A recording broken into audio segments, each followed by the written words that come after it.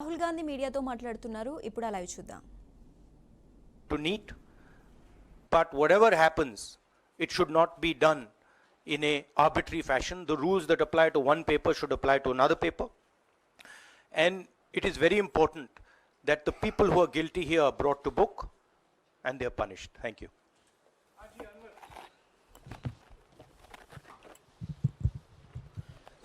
Sir, सोमवार से संसद का सत्र शुरू हो रहा है, तो क्या आप निजी तौर पर लोकसभा में इस विषय को उठाएंगे और आप यह मांग करेंगे कि प्रधानमंत्री मोदी खुद सदन में आकर जवाब दें इस विषय पर, क्योंकि ये छात्रों के भविष्य से जुड़ा विषय है? हाँ, बिल्कुल सिंपल क्वेश्चन. हाँ, उठाएंगे, पार्लियामेंट हाउस में उठाएंगे.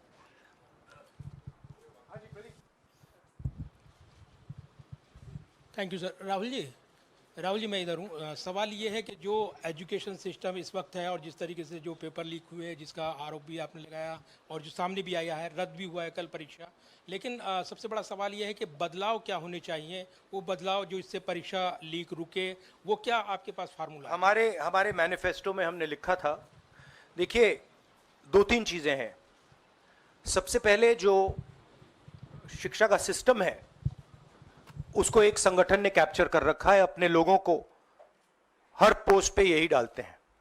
वाइस चांसलर्स की लिस्ट निकाल लीजिए, पता लग जाएगा. तो इसको रिवर्स करना होगा. दूसरी बात, मैनिफेस्टो में हमने साफ कहा कि पेपर लीक होने के बाद कार्रवाई करना एक बात है, बहुत जरूरी है और स्ट्रिक्ट से स्ट्रिक्ट कार्रवाई होनी चाहिए.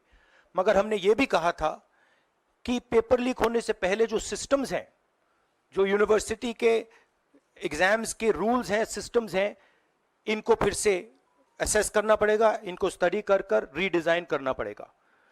ये दोनों काम हमने अपने मैनिफेस्टो में साफ लिखे हैं और